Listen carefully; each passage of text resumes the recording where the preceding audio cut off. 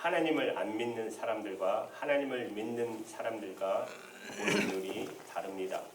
그래서 어떤 때는 정말 대화가 안 되기도 하는 걸 느끼시잖아요. 그런데 하나님을 믿는다는 사람하고 또 하나님을 사랑하는 사람하고 똑같은 차이가 있습니다. 그저 하나님을 믿는다고 말하는 사람하고 정말 하나님을 사랑하게 된 사람, 하나님과 사랑에 푹 빠진 사람하고 보는 안목의 차이가 엄청나게 다릅니다. 저는 여러분들 모두 다 하나님을 믿으시는 분일 텐데 여러분은 하나님을 정말 사랑하십니까? 하나님과 사랑에 빠지셨습니까? 하나님을 믿을 거면 정말 그렇게 믿으셔야 합니다.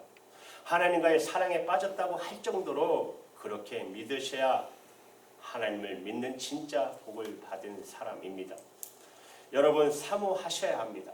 하나님을 믿어도 하나님을 사랑하는 일을 사모하셔야 돼요. 하나님을 사랑하는 사람은 보는 눈이 달라집니다. 정말 놀라웠게 깨달아져요. 그 중에 하나가 미운 사람이 없어집니다. 하나님의 사랑에 빠지고 나면 사람 보는 눈이 달라져요. 다 사랑스러워요. 이거 정말 놀라운 기적이에요. 9절 말씀에 보면 빛 가운데 있다 하며 그 형제를 미워하는 자는 지금까지 어두운 가운데 있는 자요. 여기 빛 가운데 있다 하면서 라고 하는 말은 내가 예수님과 사귀고 있다. 내가 예수님의 사랑에 빠졌다. 그런 뜻이에요. 예수님은 빛이시고 나는 그 빛 가운데로 나왔습니다. 그저 교회만 다니는 사람을 이렇게 표현할 수는 없습니다. 빛 가운데 나온 사람은 이제 다 공개하고 사는 사람입니다. 예수님이 이 온 우주를 비치는 태양보다도 더 빛나시는 빛이신데 예수님과 이렇게 사귀고 예수님과 이렇게 사랑하는 사람에게는 반드시 증거가 있는데 그것은 형제 자매를 사랑하는 것입니다. 그런데 예수님과 이렇게 빛 가운데 있다 하면서 형제 자매를 미워하는 사람은 거짓말하는 사람, 아직도 어둠 속에 있다라는 것이에요. 완전히 어둠 속에 사로잡혀 있어요. 여러분 예수 믿고 미운 사람 다 없어졌어요? 선뜻 대답 못하시는 분들은 정말 오늘 말씀을 보셔야 돼요. 여러분 아직도 어둠 속에 있기 때문에 그래요. 11절에 보세요. 그의 형제를 미워하는 자는 어두운 가운데 있고 또 어두운 가운데 행하면 갈 곳을 알지 못하느니 이는 어둠이 그의 눈을 멀게 하였음이니라. 여러분 앞이 안 보이는 그런 일이 벌어지면 얼마나 당황스럽고 두려우세요. 갑자기 아무것도 안 보이면 여러분이 아직도 마음에 미운 사람이 있다면 그 영적으로 똑같다는 말입니다. 여러분이 그 일을 심각하게 생각하셔야 합니다. 내가 예수를 믿었는데 여전히 미운 사람이 있다면 그러면 주님과의 관계가 심각한 문제가 생겨 있는 것입니다. 여러분은 누군가가 여러분의 눈을 가리고 있는 거예요. 완전히 어둠 속에 사로잡혀 있는 것이에요. 누가 그랬겠어요? 마귀죠. 고린도후서 4장 4절에 보시면 이 세상 신이 믿지 않은 자들의 마음을 혼미케 하여 그리스도의 영광의 복음의 강체가 비치지 못하게 함이니 그리스도는 하나님의 형상이니라. 여러분 마귀가 예수를 믿고 구원받았다는 우리도 이렇게 영적인 눈을 가려버려서 완전히 우리를 어둠 속에 묶어둡니다. 그 사람의 특징이 미운 사람이 있는 거예요. 그는 똑똑하게 사는 것 같아도 지금 앞을 보지 못하는 사람, 정신없이 앞을 못 보고 가는 것과 똑같다는 형국이에요. 그렇게 사니 문제가 많아지는 것이죠. 삶 속에서 여러분 오늘 이 말씀이 불편하신 분들이 혹시 계실지도 몰라요. 마음에 미운 사람이 여전히 있는 사람, 그걸 풀고 싶지 않는 사람, 그 사람 미워하는 것을 내가 거두고 싶지 않아요. 그런 사람은 할 말이 있으실 거예요. 미운 짓 하는데 어떻게 하느냐 말입니다.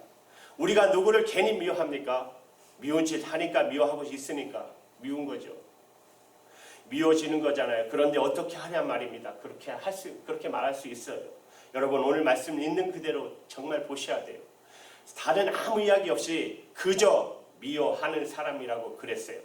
형제 자매를 미워하는 자, 어떤 이유든지 간에 그 사람이 어떤 일을 했든지 간에 내가 그를 미워하고 있다면 그렇다면 오늘 말씀 앞에서 여러분을 돌아보셔야 됩니다. 물론 아주 미운 짓 하는 것도 문제죠. 오죽하면 사람을 미워하겠어요. 그러니 미운 짓 하지 말아야 되고 미운 짓 하는 사람이 문제이긴 합니다. 그러나 미움이라는 자체도 심각한 문제입니다. 이 미움은 미움의 영이 역사예요. 절대로 주님의 역사가 아닙니다. 성령의 역사가 아닙니다. 여러분 속에 누구를 미워하는 마음이 일어날 때 그 사람이 잘못한 것과 전혀 별개의 문제예요. 미움의 영이 여러분을 사로잡으려고 하고 있는 것이에요. 그러므로 여러분이 미움의 영에 사로잡히면 절대 안 되십니다. 그러면 완전히 어둠 속에 들어가서 앞도 못 보고 사는 것과 똑같은 인생을 산다는 것이에요. 성경에 보면 여러분 선으로 악을 이기라고 그랬잖아요. 악은 반드시 우리가 사로잡아야 해요. 하나님의 뜻이에요. 그러나 선으로 악을 이기라는 거예요. 악을 이기려고 악과 싸우려고 나도 악해지면 완전히 사단에게 당하는 것입니다.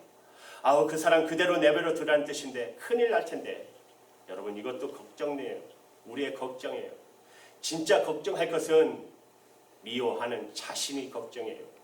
미워하는 자신이 여러분 미워해서 정말 문제가 해결해 본 적이 있으십니까? 화를 내서 문제가 해결된 적이 있으십니까? 그래서 속으면 안 돼요. 여러분 중에 아직도 미운 사람, 문제가 지금 이렇게 막 일어나서 힘들어 하시는 분, 정말 미운데 어떻게 하나? 그분을 위해서 요한 사도가 또 말씀하세요. 12절에 이렇게 말씀하세요. 자녀들아, 내가 너에게 쓰는 것은 너희 죄가 그의 누구죠? 예수 그리스도의 이름으로 말미암아 사함을 얻으며. 여러분, 우리가 예수를 믿는 사람은 미운 사람이 생길 때 십자가를 바라볼 수 있어야 합니다. 우리가 어떤 사람입니까? 정말 지옥에 갈 수밖에 없는 사람입니다. 그러나 하나님의 눈에 보기에는 얼마나 우리가 미운 사람일까요? 하여튼 간에 골라서 우리는 죄를 짓잖아요. 미운 짓만 골라 하잖아요. 그 만약에 정말 미워할 수 있는 분이 있다면 하나님밖에 없습니다. 화를 낼 자격이 있는 분은 하나님밖에 없어요. 그런데 하나님은 어떻게 하셨죠? 그런 우리를 위하여 독생자 예수 그리스도를 보내주셨어요. 예수님을 우리 위해서 십자가에 달려주시고 그리고 우리 마음에 성령 하나님이 와 계세요. 그 성령 하나님과 우리가 동행해 살면서 어떻게 다른 사람을 미워할 수 있습니까? 그 성령 하나님을 모르니까, 하나님의 사랑을 실제로 본인이 안 믿으니까, 하나님과 사랑에 빠지지 않았으니까, 그러니까 미운 사람이 미운 거죠. 요한 사도가 13절 14절에서 여러 번 이렇게 말하죠. 내가 너에게 이 글을 쓴 것은, 내가 너에게 이 글을 쓰는 것은 이라고 반복해요. 요한 사도의 마음이 얼마나 답답한가를 말해주고 있는 거예요. 내가 이 글을 여러분에게 쓰는 것은 여러분이 제사함을 받았습니다. 여러분은 창세부터 살아계신 하나님을 알게 되었습니다. 여러분은 이제 마귀 흉악자를 이긴 사람입니다. 이것이 우리 인생의 문제의 원인과 해결입니다. 여러분, 왜 인생의 문제가 이렇게 복잡하죠? 왜 우리가 살기가 어렵죠? 세 가지 이유 때문이에요. 우리가 죄를 짓고 죄값을 치르는 거예요. 하나님과의 관계가 끊어져서 하나님의 복을 받지 못해요. 완전히 마귀의 종로를 타고 사는 것, 죄 짓고 난 다음에 연습으로부터 이어진 것이에요. 죄 지어서 마귀의 종로를 타고 사는 것, 하나님과의 관계가 끊어지는 바람에 그렇게 되는 것, 우리 인생 가운데 수많은 문제들이 다 원인이 거기에 있습니다. 예수를 믿으면 왜 구원받았다고 그러죠? 우리가 죄를 해결받고 용서받았습니다. 하나님과의 관계가 회복되었죠. 하나님과의 사귐이 있죠. 그래서 마귀를 이겼으니까. 그러니 우리 인생의 문제가 풀어지게 되는 것입니다. 이런 엄청난 은혜와 사랑을 우리가 받았어요. 그리고 구주 예수님과 우리가 사랑에 빠졌어요. 그러면 사람이 다 달라 보여집니다. 미움이 없어지는 기적이 일어나는 것입니다. 여러분, 시편 37편을 묵상하던 어느 목사님께서 참 어려운 간증을 쓰셨어요. 시편 37편 1절에 이런 구절이 나와요. 행악자, 그러니까 악을 행하는 자를 인하여 불평하지 말며 불의를 행하는 자들을 투기 시기하지 말지어다. 그럼 어떻게 되느냐? 10절에 보시면 잠시 후에 악인이 없어지니 내가 그곳을 자세히 살펴도 없으리로다. 정말 믿어지지 않는 약속이 나와요. 이 세상에 악한 사람이 다 없어질 거라는 것이에요. 그런데 이 목사님에게 이 말씀이 실제로 이루어졌다는 것입니다. 악한 사람이 다 없어졌어요. 그 목사님이 주변에 어느 순간 그 목사님이 주변을 살펴보니까 악인이 주변에 눈에 띄지 않는 것이에요. 그렇게 미운 교인도 많더니 미운 교인들이 다 사라졌어요. 그때가 어떨 때일까요? 실제로 교인들이 다 착해져서일까요? 그렇지 않습니다. 제 마음이 은혜로 충만했기 때문이라고 제가 이 글을 읽으면서 참 은혜를 받았어요. 여러분, 사람은 안 바뀌어요. 그 사람이 그 사람이에요. 그런데 내가 예수님과 사랑에 빠져버렸어요. 그러면 미운 사람, 악한 사람이 다 없어진다는 거예요. 그와 똑같다는 거예요. 여러분, 마음에 여전히 미움이 있다면 그렇다면 예수 그리스도 안에 있는 것이 아닙니다. 그건 심각한 문제가 생긴 것입니다. 여러분, 십자가로 가야 합니다. 주님의 십자가에서 여러분 자신을 주님과의 관계를 회복해야 됩니다. 주님을 사랑하고 깊이 사랑에 빠지면 그러면 사람과의 관계가 다 바뀌어버립니다. 정말 놀라운 기적이죠. 하나님의 사랑에 빠지게 되면 또 하나 놀라운 눈이 뜨이게 되는데 그것은 세상을 사랑하지 않게 되는 것입니다. 15절 말씀에 이 세상이나 세상에 있는 것들을 사랑치 말라. 여러분, 이 말씀을 어떻게 들리십니까? 이 말씀이 어떤 분들에게는 좀 불편하게 들리시는 분도 있으실 거예요.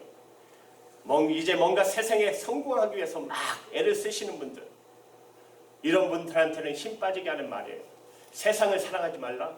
지금 뭔가를 이루려고, 뭔가 합격하고, 뭔가 이번에는 큰 돈을 벌어보려고, 내가 정말 성공하려고 그렇게 지금 기도하고 열심히 애를 쓰는 사람한테 세상을 사랑하지 말라. 세상에 있는 것들을 사랑하지 말라. 그러면 어떻게 살라는 거예요? 염세주의죠. 그냥 소극적으로 현실을 도피해서 그렇게 살라는 말입니까? 예수 믿으면 다 세상에 대해서는 이렇게 살아야 돼요? 이렇게 생각하시는 분도 있으실 거예요. 어떤 자매에게 남자는 다 늑대야, 형제들에게 여자는 다 여야, 이런 말은 참 곤란하잖아요. 그럼 결혼 어떻게 해요? 늑대하고 해요? 여우하고 해요? 조심하라는 말이지만 이런 식으로 말하는 것은 딱 하나예요. 아직도 진짜 사랑을 발견 못해서 그런 것입니다. 예수님과 사랑에 빠지는 이 은혜를 아직도 누리지 못하니까, 그러니까 세상이라도 사랑해야 하잖아요. 사람이 뭔가 사랑하는 힘으로 살잖아요. 그 사랑의 힘으로 열정을 내어서 뭔가를 성취하려고 하잖아요. 사람은 사랑해야 하거든요. 그런데 주님과의 사랑에 빠지지 않는 사람은 세상 사랑하지 말라, 불가능한 일입니다. 절대 불가능한 일입니다. 세상 사랑하지 않으면서 어떻게 이 세상을 살아요? 하다못해 돈 버는 재미라도 있어야 되잖아요. 뭔가 세상에 즐기는 오락이라도 있어야 되잖아요. 그러니까 도박이나 게임에 빠지잖아요. 그런데 여러분, 사랑하는 사람에게는 문제는 달리 보입니다. 결혼하는 신부에게 이제 당신은 다른 사람 사랑하지 마십시오. 다른 남자에게 눈을 주지 마십시오. 그것은 너무나 당연한 이야기죠. 이제 결혼하는 신랑에게 이제는 당신에게는 다른 여자 없습니다. 당신은 오직 한 여자, 한 아내만, 당신에게, 그 아내에게만 모든 사랑을 주어야 합니다. 너무나 당연한 이야기죠. 그 이야기에 대해서 부담되거나 지나치다고 할 사람이 어디 있어요? 여러분, 그 시대에 노아가 자기 자녀들에게 세상을 사랑하지 말라, 당연한 이야기죠. 여러분, 소돔과 고모라에 있던 롯이 아내와 딸들에게 소돔과 고모라에 우리가 살지만 우리가 이 세상을 사랑하면 안 돼, 당연하죠. 롯의 아내가 그 말을 귀담아 듣지 않았어요. 그 바람에 뒤돌아보고 소금 기둥이 되지 않았습니까? 여러분, 이 시대에 얼마나 우상과 이단이 행해가고 영적으로 대단히 혼미할 때입니다. 지금 대학교에도 이단들이 들어가서 성경그룹이라는 원묘 아래 애들을 모으고 있어요. 그리고 무슨 치료를 해준다면서 이단들이 얼마나 많은 사람들을 현혹합니까? 여러분, 진짜 가시면 안 됩니다. 여러분이 정말 주님을 사랑하게 되면 그러면 세상은 정말 달리 보입니다. 세상 사랑하는 거 아니어도 내 안에 사랑하는 주님이 계세요. 그러면 세상은 전혀 다르게 분별되기 시작해요. 우리가 항상 세상 사는 동안 명심할 것은 우리는 세상을 사랑하든지 주님을 사랑하든지 둘 중에 하나입니다. 둘 다는 사랑할 수가 없습니다. 15절 하반절에 누구든지 세상을 사랑하면 아버지의 사랑이 그 속에 있지 아니하니. 어떤 사람이 교회를 다니고 예수를 믿는다면서 세상에 사랑이 푹 빠졌어요. 그러면 그 사람 실제로 주님의 사랑을 모르는 사람입니다. 그러므로 우리가 항상 이것이 하나님께로부터 온 건지 아니면 세상으로부터 온 건지 잘 분별할 줄 알아야 합니다. 16절에 세상에 있는 것 뭐죠? 육신의 정욕과 안목의 정욕과 이생의 자랑이니 다 아버지께로 쫓아온 것이 아니요 세상으로 쫓아온 것이니라. 세상에서 온 것은 여러분 결국 다 사라져 버려요. 하나님께로 온 것만 영원히 남습니다. 그러므로 세상을 사랑하고 살던 사람은 여러분 반드시 후회할 날이 옵니다. 그것도 정말 피를 토하면서 후회할 날이 옵니다. 다 사라져 버릴 거에 인생을 걸고 살았기 때문에. 여러분 17절에 그 말씀 하시고 있잖아요. 이 세상도 그 정욕도 다 지나가되 사라지지만 하나님의 뜻을 행하는 사람은 이는 영원히 거하리라. 남는다는 것이에요. 제가 오늘 이 말씀을 설교하면서 정말 마음이 힘들었어요. 왜냐하면 이 설교에 대해서 여러분들이 이 방송을 보시는 분들이 얼마나 마음에 잘 받아들이실까. 왜?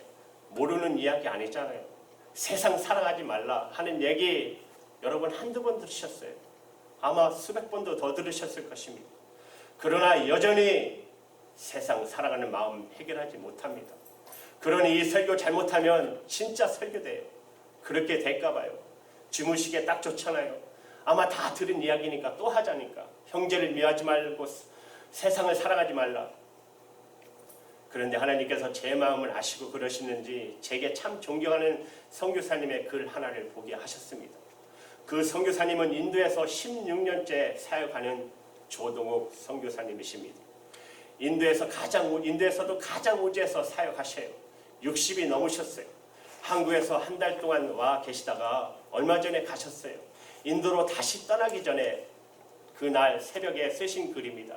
제목은 내가 인도로 되돌아가야 할 이유를 찾지 못했다.